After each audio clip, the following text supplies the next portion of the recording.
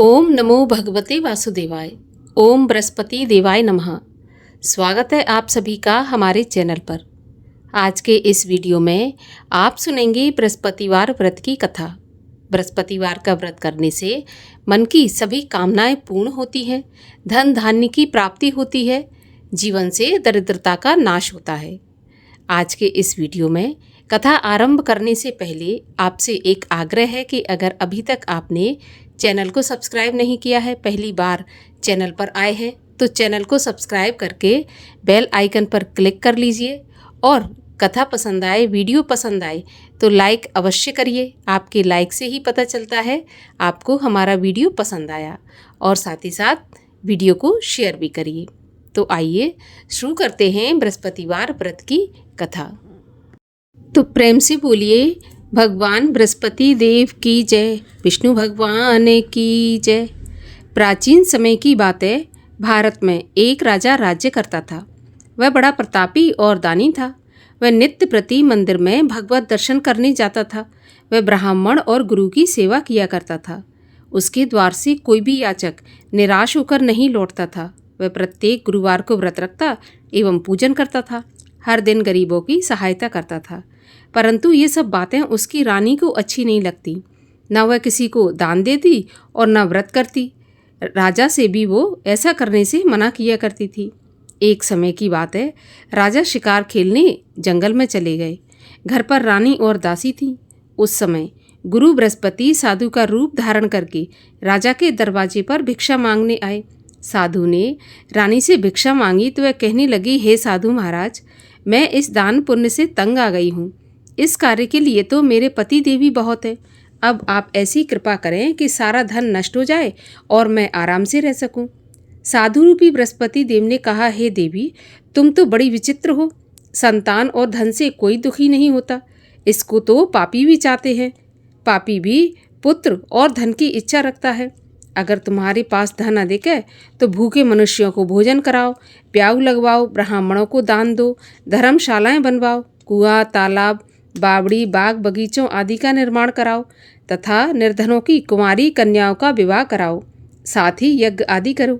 इस प्रकार के कर्मों से आपके कुल का और आपका नाम परलोक में सार्थक होगा एवं स्वर्ग की प्राप्ति होगी। परंतु रानी साधु की इन बातों से खुश नहीं हुई। उसने कहा, हे साधु महाराज, मुझे ऐसे धन की आवश्यकता नहीं जिसको मैं अन्य लोगों को दान दूं और जिसको रखने और संभालने में ही मेरा सारा समय नष्ट हो जाए। तब साधु ने कहा, देवी, यदि तुम्हारी ऐसी इच्छा है तो जैसा मैं तुम्हें बताता हूँ तुम वैसा ही करना। बृहस्पतिवार के दिन घर को गोबर से लीपना, अपने केशों को पीली मिट्टी से धोना, केशों को धोते समय स्नान करना, राजा से कहना वह हजामत करवाए, भोजन में मांस मदिरा खाना, कपड़ा धोबी के यहाँ धुलने डालना। इस प्रकार 7 बृहस्पतिवार करने से तुम्हारा सारा धन नष्ट हो जाएगा। इतना कहकर साधु महाराज रूपी बृहस्पति देव अंतर्ध्यान हो गए। रानी ने साधु के कहने के अनुसार 7 बृहस्पतिवार वैसा ही करने का विचार किया। साधु के बताए अनुसार करते हुए केवल 3 बृहस्पतिवार ही बीते थे कि उसकी समस्त धन संपत्ति नष्ट हो गई। भोजन के लिए दोनों समय परिवार तरसने लगा और सांसारिक भोगों से दुखी रहने लगा। तब वह राजा रानी से कहने लगा कि रानी, तुम यहाँ पर रहो, मैं दूसरे देश को जाता हूँ, क्योंकि यहाँ पर मुझे सभी मनुष्य जानते हैं, इसलिए मैं यहाँ कोई कार्य नहीं कर सकता। देश चोरी परदेश भीख बराबर है। ऐसा कहकर राजा परदेश चला गया। वहाँ जंगल से लकड़ी काट कर लाता और शहर में बेचता। इस तरह जीवन व्यतीत करने लगा। इधर राजा के बिना रानी और दासियां दुखी रहने लगीं। किसी दिन भोजन मिलता और किसी दिन जल पीकर ही रह जाती। एक समय रानी और दासियों को 7 दिन बिना भोजन के व्यतीत हो गए। तो रानी ने अपनी दासी से कहा कि दासी, यहाँ पास ही के नगर में मेरी बहन रहती है। वह बड़ी धनवान है। तू उसके पास जा और वहाँ से 5 सेर बेझर मांग कर ले आ, जिससे कुछ समय के लिए गुजर हो जाएगी। दासी रानी की बहन के पास गई। रानी की बहन उस समय पूजा कर रही थी। बृहस्पतिवार का दिन था। दासी ने रानी की बहन से कहा, रानी जी, मुझे आपकी बहन ने भेजा है, मुझे 5 सेर बेझर दे दो। दासी ने ये बात अनेक बार कही, परंतु रानी की बहन ने कोई उत्तर नहीं दिया। क्योंकि वह उस समय बृहस्पतिवार की कथा सुन रही थी।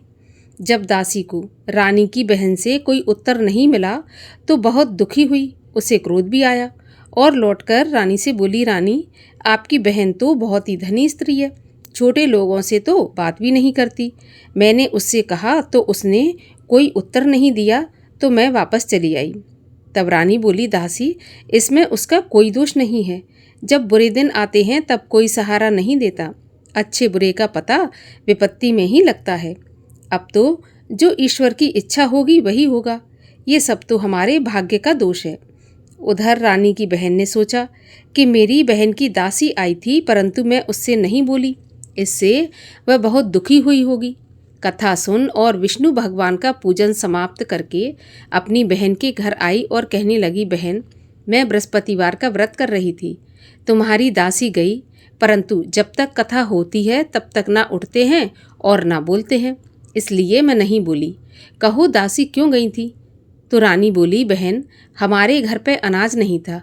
वैसे तुमसे तो कोई बात छुपी है नहीं, इस कारण मैंने दासी को तुम्हारे पास 5 सेर बेझल लेने के लिए भेजा था। रानी की बहन बोली, बहन देखो, बृहस्पति भगवान सबकी मनोकामना पूर्ण करते हैं। देखो शायद तुम्हारे घर में अनाज रखा हो। ये सुनकर दासी घर के अंदर गई तो वहाँ उसे एक घड़ा बेझर का भरा मिल गया। तो उसे बड़ी हैरानी हुई, क्योंकि उसने पहले ही एक एक बर्तन देख लिया था। तब उसने बाहर आकर रानी को बताया। दासी अपनी रानी से कहने लगी कि रानी देखो, वैसे जब हमको अन्न नहीं मिलता तो हम रोज़ व्रत करते हैं। अब अगर इनसे व्रत की विधि और कथा पूछ ली जाए तो उसे हम भी किया करेंगे। दासी के कहने पर रानी ने अपनी बहन से बृहस्पतिवार व्रत के बारे में पूछा। उसकी बहन ने बताया, बृहस्पतिवार के व्रत में चने की दाल और मुनक्का से विष्णु भगवान का केले की जड़ में पूजन करें तथा दीपक जलाएं, पीला भोजन करें और कथा सुनें। इस प्रकार करने से गुरु भगवान प्रसन्न होते हैं, अन्न पुत्र धन देते हैं, मनोकामना पूरी करते हैं। व्रत और पूजन की विधि बताकर रानी की बहन अपने घर लौट गई। रानी और दासी दोनों ने निश्चय किया कि बृहस्पतिवार का व्रत करेंगी और बृहस्पति भगवान का पूजन करेंगी। 7 रोज बाद जब बृहस्पतिवार आया तो उन्होंने व्रत रखा। घुड़साल में जाकर चना और गुड़ बीन लाईं तथा उसकी दाल से केले की जड़ और विष्णु भगवान का पूजन किया। अब भोजन पीला कहाँ से आए?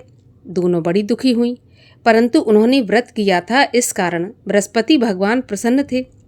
एक साधारण व्यक्ति के रूप में वे 2 थालों में सुंदर पीला भोजन लेकर आए और दासी को देकर बोले, दासी, ये भोजन तुम्हारे और रानी के लिए है, तुम दोनों करना।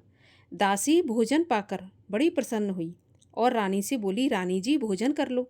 रानी को भोजन आने के बारे में कुछ पता नहीं था, इसलिए वह दासी से बोली, जा तू ही भोजन कर, क्योंकि तू हमारी व्यर्थ में हंसी उड़ाती है। दासी बोली, एक व्यक्ति भोजन दे गया है। रानी कहने लगी, वह भोजन तेरे लिए दे गया है तो तू ही भोजन कर। तब दासी ने कहा, वह व्यक्ति हम दोनों के लिए 2 थालों में भोजन देकर गया है, इसलिए मैं और आप दोनों ही साथ साथ भोजन करेंगी। दोनों ने गुरु भगवान को नमस्कार करके भोजन प्रारंभ किया। उसके बाद से वे प्रत्येक बृहस्पतिवार को गुरु भगवान का व्रत और पूजन करने लगी। बृहस्पति भगवान की कृपा से उनके पास धन हो गया, परंतु रानी फिर पहले की तरह से आलस करने लगी। तब दासी बोली, देखो रानी, तुम पहले भी इस प्रकार आलस करती थी, तुम्हें धन के रखने में कष्ट होता था, इस कारण सभी धन नष्ट हो गया। अब गुरु भगवान की कृपा से धन मिला है तो फिर तुम्हें आलस होता है। बड़ी मुसीबतों के बाद हमने ये धन पाया है, इसलिए हमें दान पुण्य करना चाहिए तथा भूखे मनुष्यों को भोजन कराओ, प्याऊ लगवाओ, ब्राह्मणों को दान दो, कुआं, तालाब, बावड़ी आदि का निर्माण करवाओ, मंदिर, पाठशाला बनवाकर दान दो, कुंवारी कन्याओं का विवाह करवाओ, धन को शुभ कार्यों में खर्च करो, जिससे तुम्हारे कुल का यश बढ़े तथा स्वर्ग प्राप्त हो और पितृ प्रसन्न हो। दासी की बात मानकर रानी ने इसी प्रकार के कर्म करने प्रारंभ किए। अब तो उसका काफ़ी यश फैलने लगा। एक दिन रानी और दासी आपस में विचार करने लगी कि न जाने राजा किस दशा में होंगे, उनकी कोई खोज खबर नहीं है। गुरु भगवान से उन्होंने प्रार्थना की और भगवान ने रात्रि में राजा को स्वप्न में कहा कि राजा उठ, तेरी रानी तुझको याद करती है, अब अपने देश को लौट जा।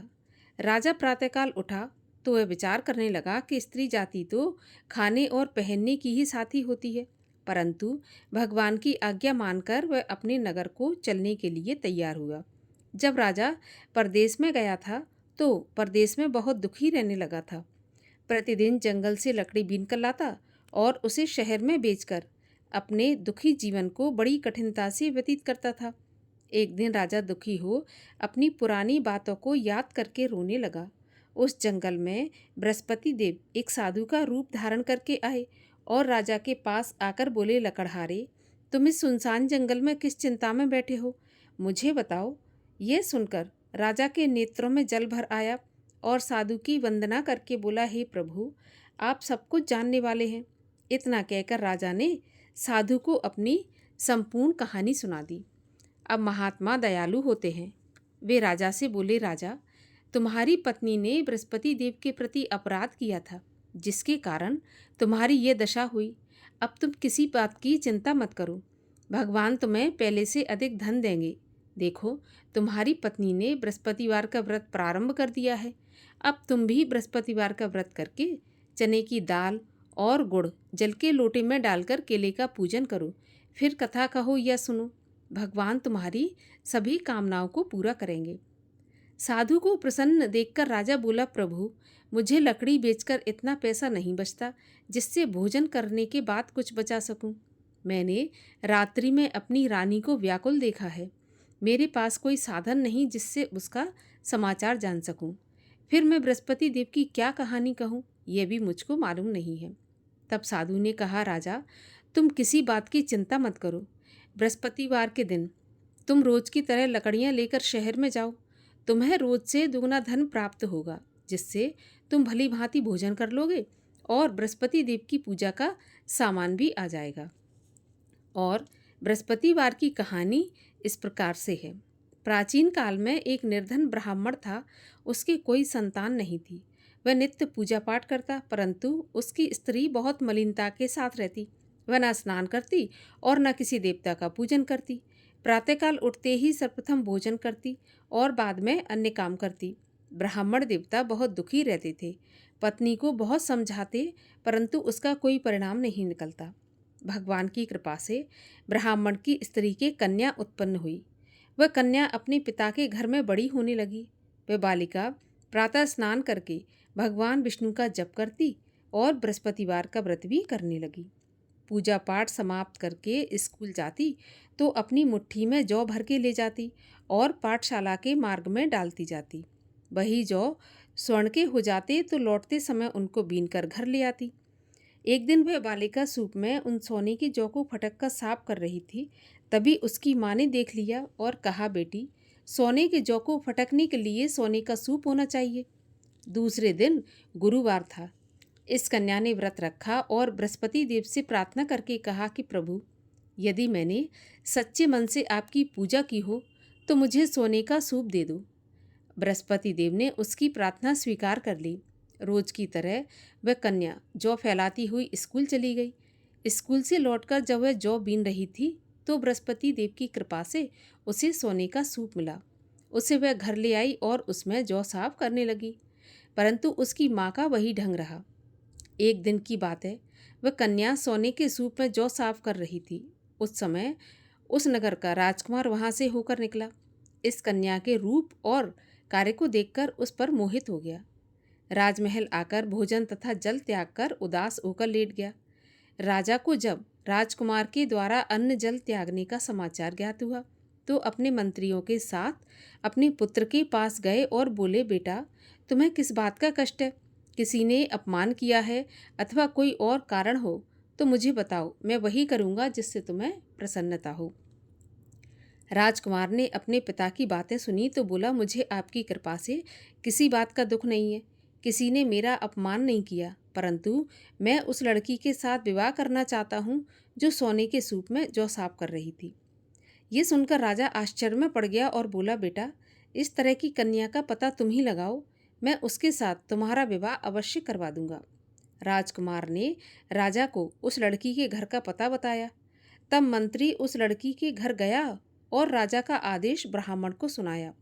कुछ ही दिन के बाद ब्राह्मण की कन्या का विवाह राजकुमार के साथ संपन्न हो गया। कन्या के घर से जाते ही उस ब्राह्मण देवता के घर में पहले की भांति गरीबी का निवास हो गया। अब भोजन के लिए भी अन्न बड़ी मुश्किल से मिलता था। एक दिन दुखी होकर ब्राह्मण देवता अपनी पुत्री से मिलने गए। बेटी ने पिता की दुखी अवस्था को देखा और अपनी माँ का समाचार पूछा तो ब्राह्मण ने सभी हाल कह दिया। कन्या ने बहुत सा धन देकर अपने पिता को विदा कर दिया। इस तरह ब्राह्मण का कुछ समय सुखपूर्वक व्यतीत हो गया, लेकिन कुछ दिन के बाद फिर वही हाल हो गया। ब्राह्मण फिर अपनी कन्या के यहाँ गया और सभी हाल कहा तो पुत्री बोली, पिताजी आप माताजी को यहाँ लिवा लाओ, मैं उन्हें विधि बता दूंगी जिससे गरीबी दूर हो जाएगी। तो ब्राह्मण देवता अपनी स्त्री को साथ लेकर राजमहल अपनी पुत्री के पास पहुँचे तो पुत्री अपनी माँ को समझाने लगी कि माँ, तुम प्रातःकाल उठकर प्रथम स्नान आदि करके भगवान विष्णु का पूजन करो तो सब दरिद्रता दूर हो जाएगी। परंतु उसकी माँ ने उसकी एक भी बात नहीं मानी और प्रातःकाल उठकर अपनी पुत्री का बचा जूठन खा लेती थी। एक दिन उसकी पुत्री को बहुत गुस्सा आया।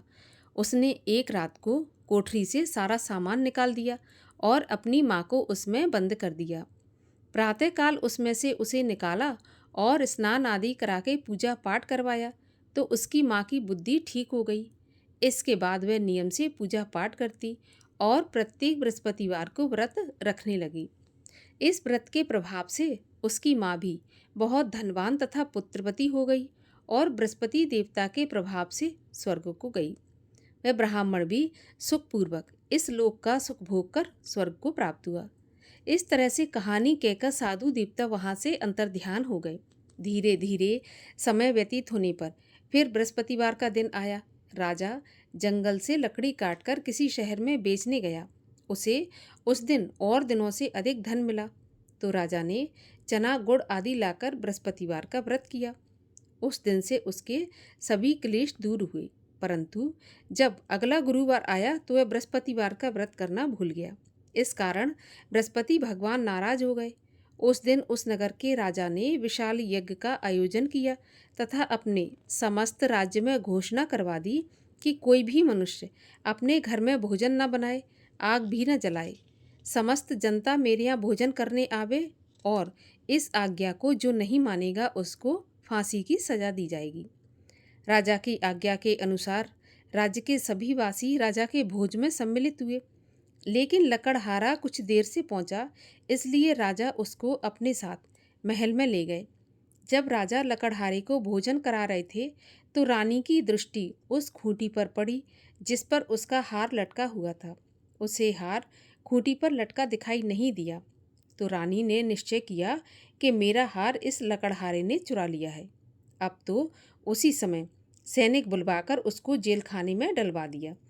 जब लकड़हारा जेल खाने में गया तो बड़े दुखी होकर विचार करने लगा कि ना जाने कौन से पूर्व जन्म के कर्म से मुझे ये दुख प्राप्त हुआ है, और उसी साधु को याद करने लगा जो कि जंगल में मिला था। तत्काल बृहस्पति देव साधु के रूप में प्रकट हो गए और उसकी दशा को देखकर कहने लगे, अरे मूर्ख, तूने बृहस्पति देवता की कथा नहीं की, इसी कारण से तुझे दुख प्राप्त हुआ है। अब किसी बात की चिंता मत कर। बृहस्पतिवार के दिन जेल खाने के दरवाजे पर 4 पैसे पड़े मिलेंगे, उनसे तू बृहस्पति देव की पूजा करना तो तेरे सभी कष्ट दूर हो जाएंगे। अगले गुरुवार उसे जेल के द्वार पर 4 पैसे मिले। राजा ने पूजा का सामान मंगवाकर कथा कही और प्रसाद बांटा। उसी रात्रि को बृहस्पति देव ने उस नगर के राजा को सपने में कहा कि राजा, तूने जिस आदमी को जेल खाने में बंद कर दिया है वह निर्दोष है, वह राजा है, उसे छोड़ देना। रानी का हार उसी खूंटी पर लटका हुआ है और अगर तू ऐसा नहीं करेगा तो मैं तेरे राज्य को नष्ट कर दूंगा। राजा प्रातःकाल उठा और खूंटी पर हार टंगा देखकर लकड़हारे को बुलाकर क्षमा मांगी तथा राजा के योग्य सुंदर वस्त्र आभूषण भेंट कर उसे विदा किया। गुरुदेव की आज्ञा के अनुसार राजा अपने नगर को चल दिया। राजा जब नगर के निकट पहुंचा तो उसे बड़ा ही आश्चर्य हुआ। नगर में पहले से अधिक बाग, तालाब, कुएं तथा बहुत सी धर्मशालाएं, मंदिर आदि बने हुए थे। राजा ने पूछा, ये किसका बाग और धर्मशाला है? तब नगर के सब लोग कहने लगे, ये सब रानी और दासी के द्वारा बनवाए गए हैं। तो राजा को आश्चर्य हुआ और गुस्सा भी आया। जब रानी ने खबर सुनी कि राजा आ रहे हैं तो उसने अपनी दासी से कहा कि दासी, देख, राजा हमको कितनी बुरी हालत में छोड़ गए थे। हमारी ऐसी हालत देखकर वह लौट न जाएं, इसलिए तू दरवाजे पर खड़ी हो जा। रानी की आज्ञा के अनुसार दासी दरवाजे पर खड़ी हो गई और जब राजा आए तो उन्हें अपने साथ महल में लिवा लाई। तब राजा ने क्रोध करके अपनी रानी से पूछा कि ये बताओ, तुम्हें यह धन कैसे प्राप्त हुआ है? तब रानी ने बताया, ये सब धन हमें बृहस्पति देव के व्रत के प्रभाव से प्राप्त हुआ है। तब राजा ने निश्चय किया कि 7 रोज बाद तो सभी बृहस्पति देव का पूजन करते हैं, परंतु मैं रोजाना दिन में 3 बार कथा कहा करूँगा और रोज व्रत किया करूँगा। अब हर समय राजा के दुपट्टे में चने की दाल बंधी रहती तथा दिन में 3 बार कथा कहता। एक दिन राजा ने विचार किया कि चलो अपनी बहन के यहाँ हो आऊँ। इस तरह निश्चय कर राजा घोड़े पर सवार हो अपनी बहन के यहाँ चल दिया। मार्ग में उसने देखा कि कुछ आदमी एक मुर्दे को लिए जा रहे हैं। उन्हें रोककर राजा कहने लगा कि अरे भाइयों, मेरी बृहस्पति देव की कहानी सुन लो। वे बोले, लो, हमारा तो आदमी मर गया और इसको अपनी कथा की पड़ी है। परंतु कुछ आदमी बोले कि अच्छा कहो, हम तुम्हारी कथा भी सुनेंगे। राजा ने दाल निकाली और कथा कहनी शुरू कर दी। जब कथा आदि हुई थी तो मुर्दा हिलने लगा और जब कथा समाप्त हुई तो राम राम करके वह मुर्दा उठकर खड़ा हो गया। राजा आगे बढ़ा। उसे चलते चलते शाम हो गई। आगे मार्ग में एक किसान खेत में हल चलाता मिला तो राजा उससे बोला, अरे भैया, तुम मेरी बृहस्पतिवार की कथा सुन लो। तो किसान बोला, जब तक मैं तेरी कथा सुनूंगा तब तक 4 हरैया जोत लूँगा। जा अपनी कथा किसी और को सुनाना। राजा आगे चलने लगा। राजा के हटते ही बैल पछाड़ खाकर गिर गए और किसान के पेट में बहुत जोर से दर्द होने लगा। तब उसकी माँ रोटी लेकर आई। उसने जब यह देखा तो अपने पुत्र से सभी हाल पूछा तो बेटे ने सभी हाल बता दिया। अब बुढ़िया दौड़ी दौड़ी उस घुड़सवार के पास गई और उससे बोली, मैं तुम्हारी कथा सुनूंगी, तू अपनी कथा मेरे खेत पर चलकर ही कहना। राजा ने बुढ़िया के खेत पर जाकर कथा कही, जिसको सुनकर बैल उठकर खड़े हो गए तथा किसान के पेट का दर्द भी बंद हो गया। राजा अपनी बहन के घर पहुंच गया। बहन ने भाई की खूब मेहमानी की। दूसरे दिन प्रातःकाल राजा जगा तो वह देखने लगा कि सब लोग भोजन कर रहे हैं। तो राजा ने अपनी बहन से पूछा कि ऐसा कोई मनुष्य है जिसने भोजन नहीं किया हो, जो मेरी बृहस्पति देव की कथा सुन ले। तो बहन बोली, भैया, यह देश ऐसा ही है। पहले यहाँ के लोग भोजन करते हैं, बाद में अन्य काम करते हैं। अगर कोई पड़ोस में हो तो मैं देख कर आती हूँ। ऐसा कहकर बहन देखने चली गई, परंतु उसे कोई भी ऐसा व्यक्ति नहीं मिला जिसने भोजन नहीं किया हो। अतः वह एक कुम्हार के घर गई जिसका लड़का बीमार था। उसे मालूम हुआ कि उसके यहाँ 3 दिन से किसी ने भोजन नहीं किया। रानी ने अपने भाई की कथा सुनने के लिए कुम्हार से कहा तो वह तैयार हो गया। राजा ने जाकर बृहस्पतिवार की कथा कही, जिसको सुनकर उसका लड़का ठीक हो गया। अब तो राजा की प्रशंसा होने लगी। एक दिन राजा ने अपनी बहन से कहा कि बहन, हम अपने घर को जाएंगे, तुम भी तैयार हो जाओ। राजा की बहन ने अपनी सास से अपने भाई के साथ जाने की आज्ञा मांगी तो सास बोली, चली जा, परंतु अपने लड़कों को मत ले जाना, क्योंकि तेरे भाई के कोई संतान नहीं होती। तब बहन ने कहा, भैया, मैं तो चलूँगी पर कोई बालक नहीं जाएगा। राजा बोला, जब कोई बालक नहीं चलेगा तो तुम क्या करोगी? बड़े दुखी मन से राजा अपने नगर को लौट आया। राजा ने अपनी रानी से कहा, हम निर्वंशी राजा हैं, हमारा मुंह देखने का भी धर्म नहीं है, और बिना भोजन आदि किए सैया पर लेट गया। रानी बोली, प्रभु, बृहस्पति देव ने हमें सब कुछ दिया है, वे संतान अवश्य देंगे। उसी रात को बृहस्पति देव ने राजा को स्वप्न में कहा, हे राजा, उठ, सभी सोच त्याग दे, तेरी रानी गर्भवती है। राजा को यह जानकर बड़ी खुशी हुई। 9वें महीने रानी के गर्भ से एक सुंदर पुत्र पैदा हुआ। तब राजा बोला, रानी, स्त्री बिना भोजन के रह सकती है, परंतु बिना कहे नहीं रह सकती। जब मेरी बहन आए तो तुम मुझसे कुछ कहना मत। तो रानी ने सुनकर हाँ कर दिया। जब राजा की बहन ने यह शुभ समाचार सुना तो बहुत खुश हुई तथा बधाई लेकर अपने भाई के यहाँ आई। तभी रानी ने कहा, घोड़ा चढ़ाकर नहीं आई, गधा चढ़ी आई। तो राजा की बहन बोली कि भैया, मैं इस प्रकार ना कहती तो तुम्हें औलाद कैसे मिलती। बृहस्पति देव ऐसे ही हैं, जैसी जिसके मन में कामना है सभी को पूर्ण करते हैं। जो सद्भावना पूर्वक बृहस्पतिवार का व्रत करता है एवं कथा पढ़ता है अथवा सुनता है और दूसरों को सुनाता है, बृहस्पति देव उसकी सभी मनोकामना पूर्ण करते हैं।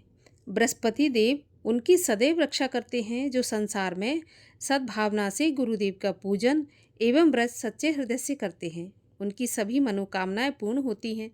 जैसी सच्ची भावना से रानी और राजा ने बृहस्पति देव की कथा का गुणगान किया तो उनकी सभी इच्छाएं बृहस्पति देव ने पूर्ण की थीं।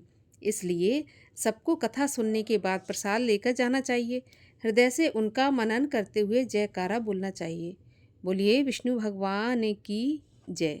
बृहस्पति देव की जय। बृहस्पति देव की आरती। ओम जय बृहस्पति देवा स्वामी, जय बृहस्पति देवा। छिन छिन भोग लगाऊं, कदली फल मेवा। ओम जय बृहस्पति देवा। तुम पूर्ण परमात्मा, तुम अंतर्यामी, जगत पिता जगदीश्वर, तुम सबके स्वामी। ओम जय बृहस्पति देवा। चरणामृत निज निर्मल, सब पातक हरता, सकल मनोरथ दायक, कृपा करो भरता। ओम जय बृहस्पति देवा। तन मन धन अर्पण कर, जो जन शरण पड़े, प्रभु प्रकट तब होकर, आकर द्वार खड़े। ओम जय बृहस्पति देवा। दीन दयाल दयानिधि, भक्तन हितकारी, पाप दोष सब हरता, भव बंधन हारी। ओम जय बृहस्पति देवा। सकल मनोरथ दायक, सब संशय हारो, विषय विकार मिटाओ, संतन सुखकारी। ओम जय बृहस्पति देवा। जो कोई आरती प्रभु की, प्रेम सहित गावे, जेठानंद आनंद कर, सो निश्चय पावे। ओम जय बृहस्पति देवा। बोलिए विष्णु भगवान की जय। बृहस्पति देव भगवान की जय।